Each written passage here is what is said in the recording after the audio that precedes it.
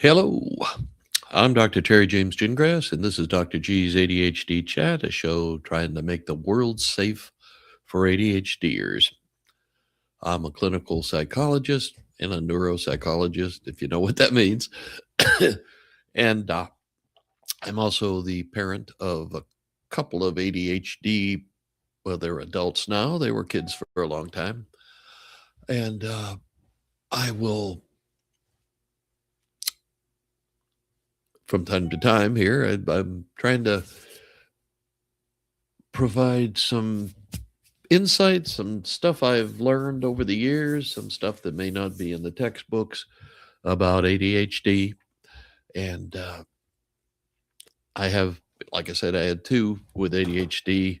I have a girl who was the nice, appropriate, inattentive type, or well, I've forgotten what they're calling it now, but it's not types anymore. It's something sounds terribly academic. But anyway, and a hyperactive one, uh, my young man, and uh, learned a lot from that. There wasn't a lot available in 1980 when we started having kids.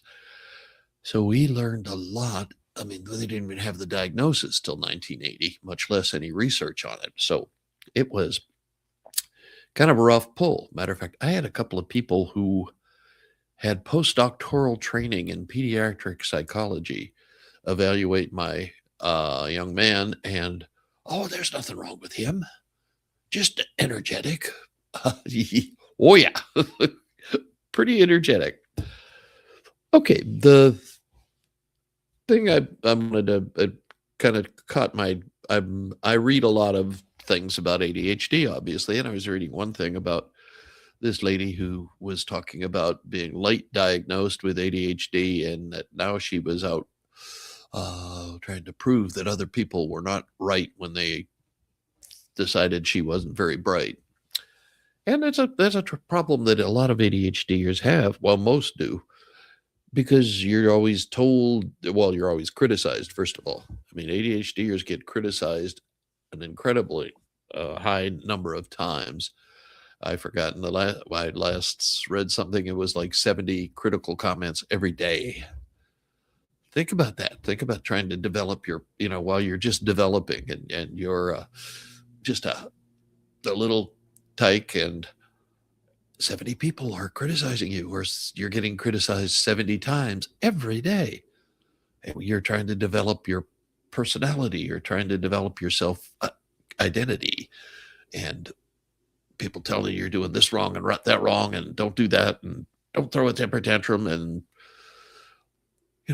get frustrated and throw a temper tantrum, and it's just sooner or later, or maybe for some people they never really do. They just kind of think, oh, there's something wrong with me. I'm worthless, and they live their lives that way, not very happily. But I've seen it a lot in adults, particularly with ADHD. I see some kids who are early on, they're headed in that direction. You can tell, but the deal, and it's kind of heartbreaking, really, when you think about it, because there's nothing. The ADHD brain is not defective in the sense that they're not very bright. Matter of fact, most ADHDers I know are a little brighter than average, and most ADHDers learn well in a certain kind of environment. They don't do real well in a real regimented, sit still, don't say anything, I'm talking now kind of environment. But they do go well when they can be creative, when they're given a problem to solve. That kind of thing makes them, they light up. Oh, wait, cool, let's try this, let's do that. They just take over. But when you say, sit there, I'm going to teach you this, and then when you learned it and you've read the chapter in the book, I'm going to test you on all that. And by now, they've all left. Their brains have gone somewhere else. They aren't paying attention to this stuff at all. And we know that our academic system, well, I don't know if we all know it, but our academic system hasn't been significantly revised in over 100 years. I mean, it's like, that's scary. I read all this stuff about Norway and Sweden and Iceland and Switzerland, and their school systems are the best in the world. And we're running around, we're the greatest country in the world. Well, not based on our academic performance by a long shot. And we are harder on our kids, meaner. We ask them to do more when it's no fun at all. And I'm not sure if we're developing ADHD or if everybody was born with it, as we keep hearing. I mean, it's pretty well established that ADHD is a genetic neurological condition that runs in families, that if he's got it, probably one of the parents has it, and probably the uncle, a couple of uncles, and who knows what else have in the family. So it tends to run in families. That's not really a question. The question is, how much of a disability is it, I think? And God knows I don't, with our current environment, I wouldn't want to take away the category of being a disability just because you won't get any kind of accommodations if you don't have that label attached. But there's a downside, and that's that when your kids think there's something wrong with them. I'm screwed up. I don't know what I'm doing. I must be dyslexic too, and I must be. You could be dyslexic, or the other hand, you could be just easily bored, and this stuff is not a lot of fun when you first start out. So I always talk about, and a lot of people do, is that probably the most important thing you could teach your kid is resilience. Resilience is terribly important. It means basically that you learn from your mistakes. You make a boo-boo, you make a mistake, you make an error, you mess something up. You look at it as, well, what did I learn from this? What was I doing that maybe got in the way, or what could I do now to improve things so it doesn't happen again? That's resilience. And that's what people who are entrepreneurs have got that in spades, because most entrepreneurs, they don't really have a plan. They just like this and they want to see if they can make a living doing it. And some of them do and some of them don't, but all of them have had ups and downs, and that's pretty well established. Um, I remember when I first moved to Virginia, we had to put up with what was then called the Washington Redskins, and it was owned by a guy named Jack Kent Cooke. But the interesting thing to me was that this guy's a multi-millionaire, right? And but he had declared bankruptcy 3 or 4 times in his life before he finally got it going. And he wasn't a young man when he was in middle age, definitely, before he started, making serious money and had established a business that eventually could allow him to buy a football team, I suppose. Is okay.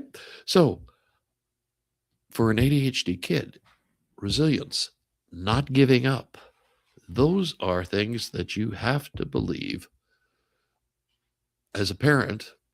And as if you're an older ADHD person, you have to believe that too, that you are still capable. You are not broken. You are not, what is it? The classic book is, you mean I'm not lazy, crazy, or stupid? That's what a lot of kids end up thinking. There's something wrong with me. And a lot of parents, they don't know. I mean, I know parents that still think that it's their fault. Well, yeah, it probably is, but for one of you, but it's genetics. It isn't anything you did. It isn't that your diet was bad, or it's something like that.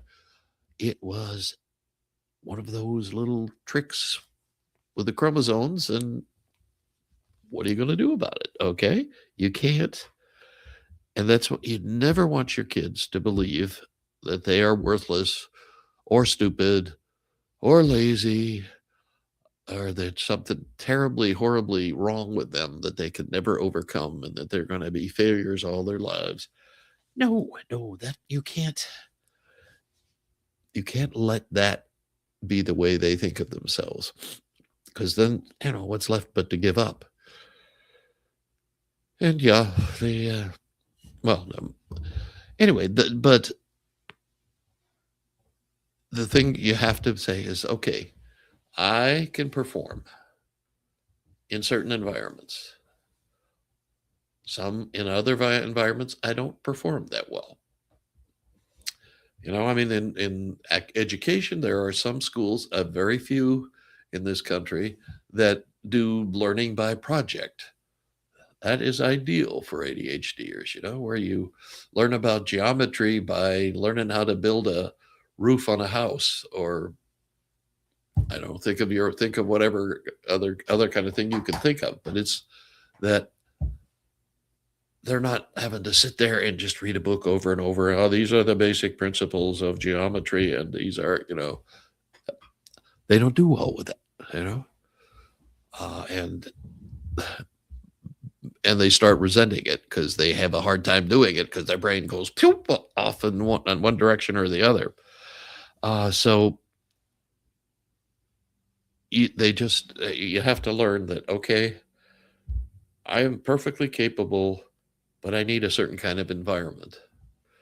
And what kind of an environment that? Well, that's the kind of environment where people solve problems, where being a problem solver is highly valued.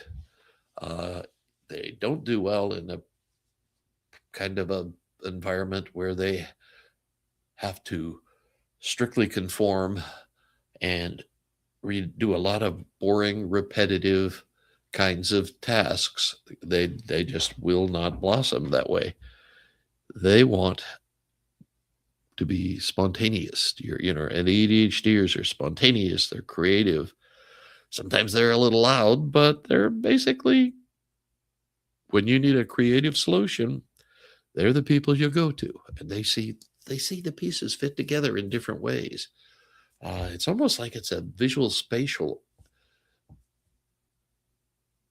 acceleration, I guess is be the way to put it, is that because they don't, just give me a checklist and I'll memorize it. They don't do well with that. But see the pieces and see if you can put those together, and what happens. They do wonderfully well, and they are just designed for that sort of thing. I've forgotten what his name is. The guy who wrote the book on Hunter versus Farmer Minds. I mean, he really had it going on. I'll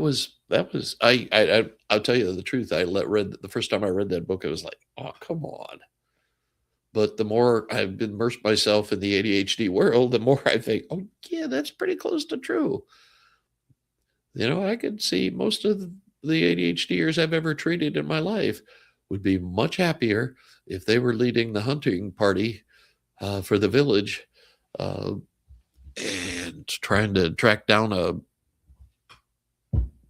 water buffalo or something to eat.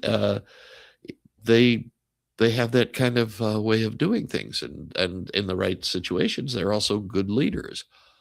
But I mean, and you want them to be in a situation that's fluid, that because they can keep up with that. And and one of the advantages they've got really is that they literally can't force themselves to do things that aren't interesting. It's like, now, is that a disability or is that a gift? Because I don't know how many people some people I've treated, and some people that I've just met and they got sold a bill of goods when they were kids. They goes, oh, you got to be one of these because your dad was one and your grandfather was one and you got to be one now too. And I hated it. I used to have a family doctor. God, he couldn't stand being a doctor. He hated it. and frankly, he wasn't real good at it. But he quit early, and I think, good Lord, you spend all those years in school, you got to get a bachelor's degree. Then you got to go to medical school, and that's another 4 years on top of the 4 years in to get a BA, and then you get another 4 years in medical school. Sometimes it's 5.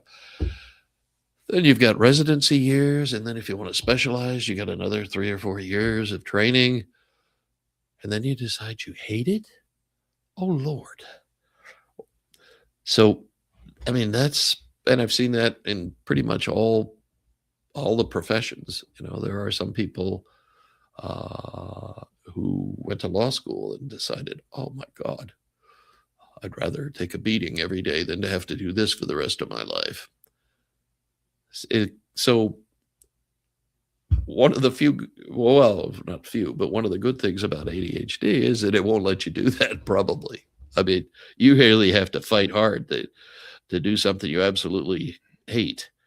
But, the ADHDers, they like what they like and they can do it.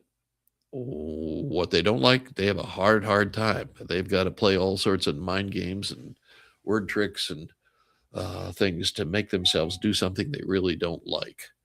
And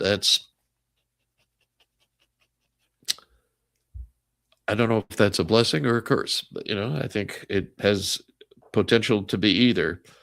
And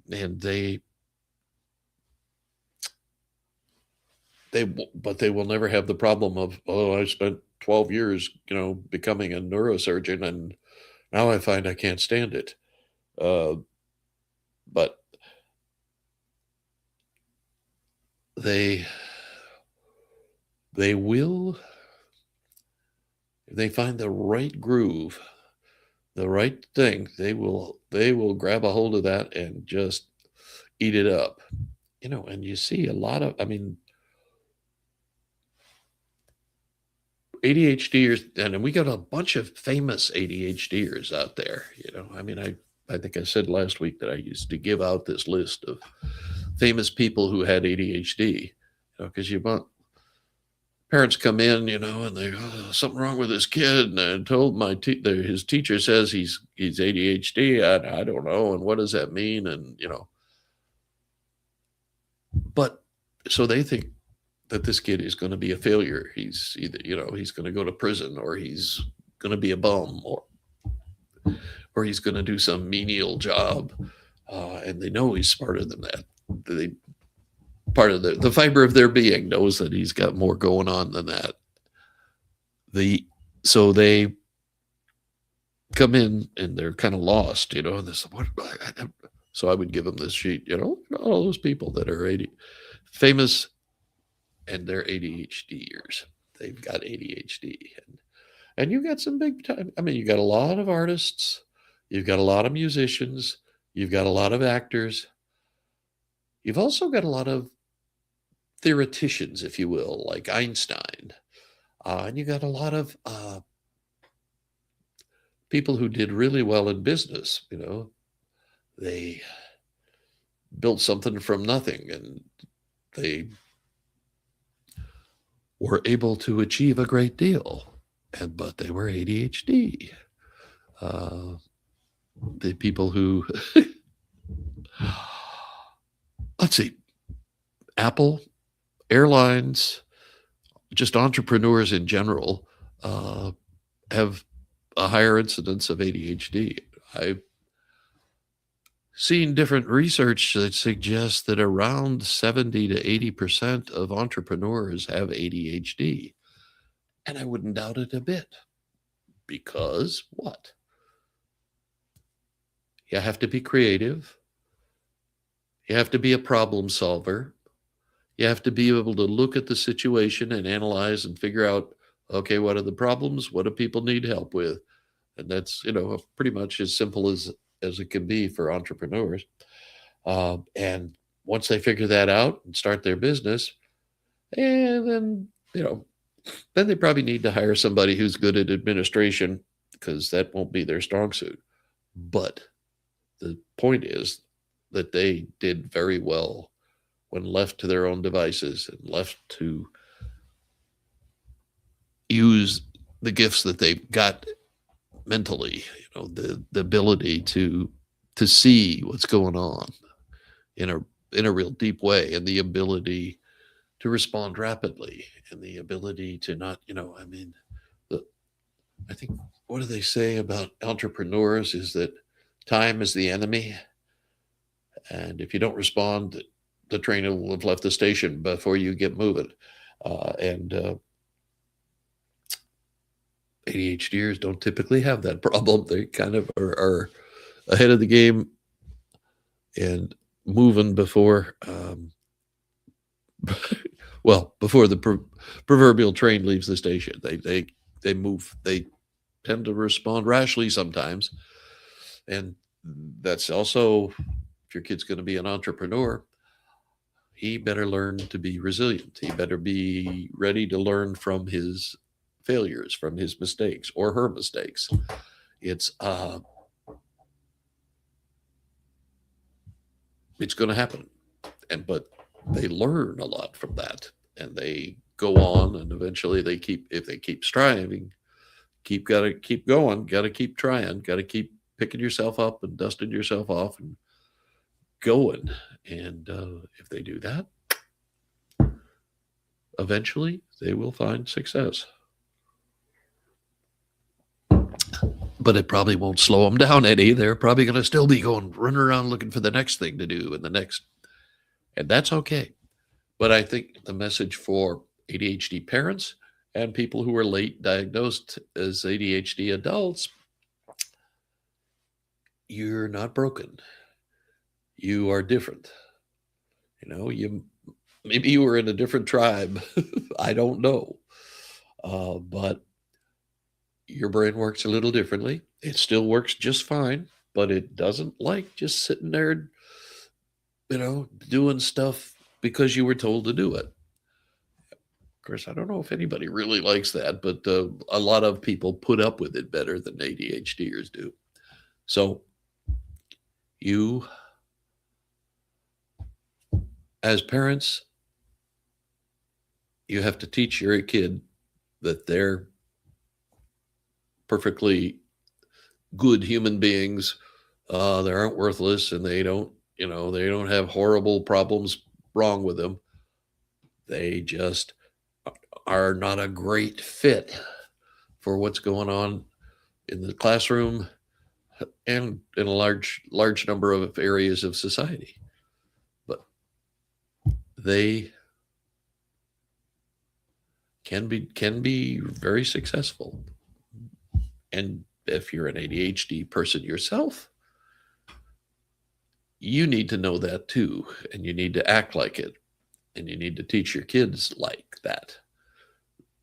You can succeed. It is not impossible. It's not necessarily easy, but I don't know if great success is easy for anybody. But you have to teach your kids to keep stroking, keep trying, keep doing it. If you want to look at that as resilience, or just proving those clowns wrong, rather, proving those people wrong. But there are a lot of ways of doing it, some more argumentative or aggressive than others, but whatever works. Okay. I'm Dr. Terry James Gingras, and I have been working in this field for 40 plus years. And I still find people who think ADHD doesn't exist, and I still find people who say, it's just poor parenting. And I still find, and some of them are doctors that do that stuff. And it's beyond me, but I'm not sure if it wouldn't have been beyond me if I hadn't had a couple of ADHD kids to play around with. So I learned a lot. But okay, my website is terrygingrassphd.com. You can sign up for my newsletter, which I highly recommend. And you can also sign up for a little quickie evaluation where we can see if we'd be a good fit for coaching. And I highly recommend coaching for ADHD families and ADHD kids, and definitely ADHD adults. Matter of fact, most companies insist that their executives get some coaching. I'm a certified high performance coach, which I've been for about 10, 12, 13, 14 years now. No, 15. Sorry. Anyway, no, 13. 13. Anyway, I wasn't a mathematician, okay? So, if that sounds interesting to you, just get to my website and you can sign up. And it's one of those Calendly things that I only dimly understand, but it seems to work pretty well. And we will see you then. And in the meantime, keep fighting the good fight. Let's make the world safe for ADHDers.